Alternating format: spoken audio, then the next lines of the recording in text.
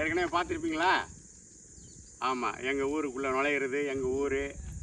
என்னோட மண்ணுன்னு சொல்லியிருந்தேன். இப்போ இது வந்து செடி கோயில்னு சொல்லுவோம். இவர் யாரு தெரியுமா? வாங்க, இவர் மாரிமுத்து. மாரிமுத்து, குட்ட மாரிமுத்து. அதான் இது சொல்றதுக்கு தான் இப்போ இவ்வளவு நேரம் நின்னாங்க. எங்க அத்தாச்சி வந்து என்னை குட்ட மாரிமுத்துன்னு சொல்லணுமா சொல்றாங்க.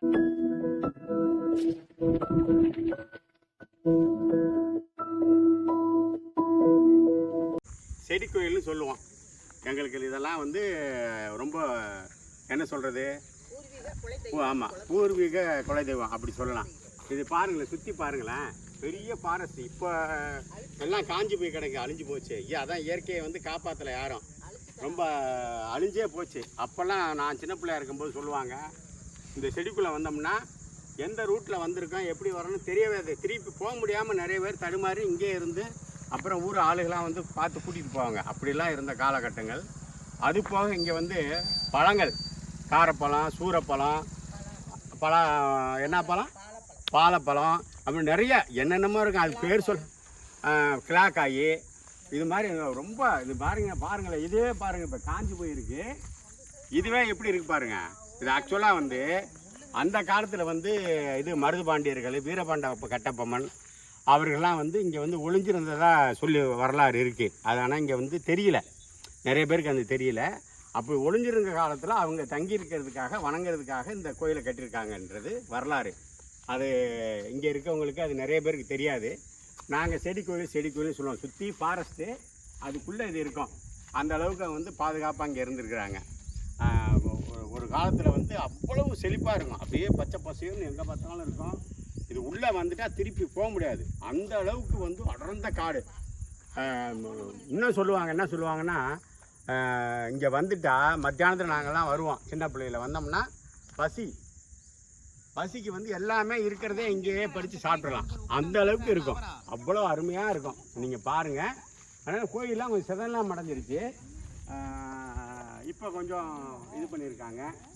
இன்றைக்கி வந்திருக்கேன். நான் ஏற்கனவே சொன்னேன்ல, என்ன திடீர்னு சார் இங்கெல்லாம் போய் ஏதோ பண்ணியிருக்காருன்னு உங்களுக்கு ஒரு சந்தேகம் இருக்கும். ஏன் இங்கே வந்திருக்கேன், எதுக்காக வந்திருக்குன்றது அப்புறமா. இப்போ இதுதான் அந்த எங்கள் செடி கோயில் சொல்லுவாங்க. இது என்ன கருப்பு சாமி தானே? இது கருப்பு சாமி தானே அத்தாச்சி? ஐயனார் சாமி. இவங்க வந்து எங்கள் அத்தாச்சி, எங்கள் அண்ணன் இருக்கார் இல்லையா, அவங்களுடைய மனைவி. ஆமாம், இவரு வந்து இவரை கண்ட்ரோல் பண்ணுற ஒரே ஆள் இவங்க. எப்படி மகன்னா எங்கள் அக்கா பையனுடைய மனைவி. இது வந்து அவங்க பிள்ளை பொண்ணு. இவாடா இவன் வந்து மகன், அவனுடைய மகன். இவன் வந்து என் பொண்டாட்டி. இந்த பொண்டாட்டியை தெரியுமா எல்லாரும்? என் பொண்டாட்டி இது. நன்றி. ஓகே, இப்போ நம்ம கோயிலுக்குள்ள பார்க்குறோம். இவர் யாரு தெரியுமா? வாங்க, இவர் மாரிமுத்து. குட்ட மாரிமுத்து. அதான் இது சொல்றதுக்கு தான் இப்போ இவ்வளவு நேரம் நின்னாங்க. எங்க அத்தாச்சி வந்து என்னை குட்ட மாரிமுத்துன்னு சொல்லணுமா சொல்றாங்கல்ல. நான் குட்டையா உங்க குட்டையா பாருங்க. இப்போ ஏதோ பண்ணிட்டே, நீ வளர்ந்துருக்க. நான் குட்டையா இவங்க குட்டையா?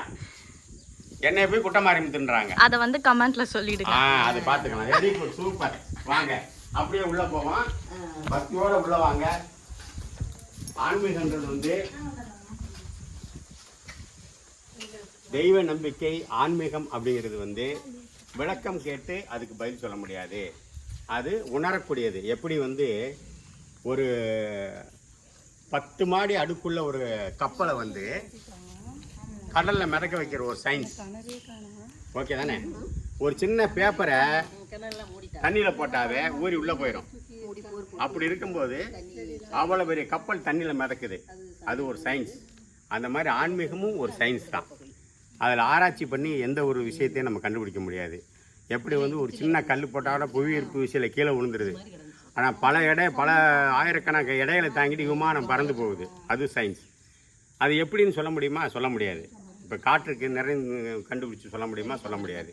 காற்றை கையில் பிடிச்சி கொண்டாந்து சொல்ல முடியுமா? சொல்ல முடியாது. அதே மாதிரி தான் ஆன்மீகம், நம்பிக்கை.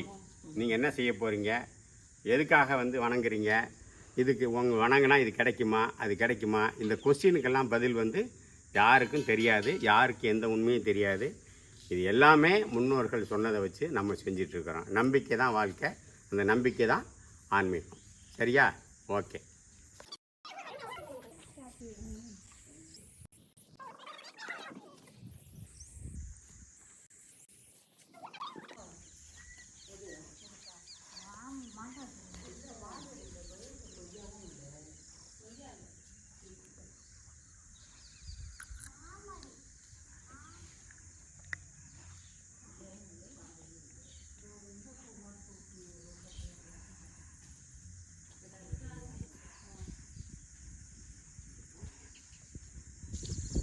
சுற்றி ஃபாரஸ்ட் சொன்னோம் இல்லைங்களா. இப்போ நான் அப்படியே ஒன்று ஒன்றா காட்டிக்கிட்டு வர்றேன். இந்த மாடு வச்சுருக்காங்க பார்த்தீங்களா, இது எங்கள் ஊர் கோயில் மாடுன்னு சொல்லுவாங்க. ஒவ்வொரு ஊர்லேயும் வந்து இந்த பாச்சை மாடு வந்து கோயில் மாடு வந்து ரொம்ப பிரபலம். அதில் எங்கள் ஊர் மண்டையூர்னு சொன்னால் சுத்துப்பட்டுக்கு ரொம்ப பிரபலமான ஒரு ஊர் எங்கள் கோயில் காலை. அது இறந்து போனது இங்கே அடக்கம் பண்ணியிருக்காங்க. அதுக்காக மேலே ஒரு அடையாளத்துக்கு மாடு சிலை மாதிரி செஞ்சு வச்சுருக்குறாங்க. அது போக இது வந்து கருப்பு சாமின்னு சொல்லுவாங்க.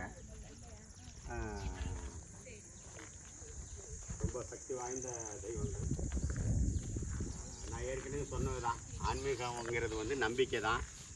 அதுக்கு விளக்கமெல்லாம் கேட்டு எல்லாம் சொன்னோம்னு சொன்னால் யாரும் உண்மையான விளக்கம் சொல்ல முடியாது. ஆமாம், ஆகாயம் இங்கேருந்து பார்க்கும்போது கண்ணுக்கு எங்கேயோ தெரியுது, எப்படியோ தெரியுது. ஆனால் கண்ணுக்கு அங்கே இருக்கிற நிலா, சூரியன் அதெல்லாம் பார்க்குறோம்ல, அதை நம்ம என்ன நினைக்கிறோம், நம்ம கண்ணுக்கு தெரியாதுன்னா உண்மைன்னு நினைக்கிறோம். கண்ணுக்கு தெரியாத விஷயத்தை யோசிக்கிறோம், கேள்வி கேட்குறோம். அது மாதிரி தான் ஆன்மீகம். இது கண்ணுக்கு தெரியாத விஷயம், சரியா? நம்பிக்கை தான், நம்பிக்கை தான். நம்புங்க. நீங்கள் எதை நம்புறீங்களோ, இப்போ அப்பா அம்மா நம்புறீங்க, கூட பிறந்த அண்ணன் தம்பின்னு நம்புறீங்க.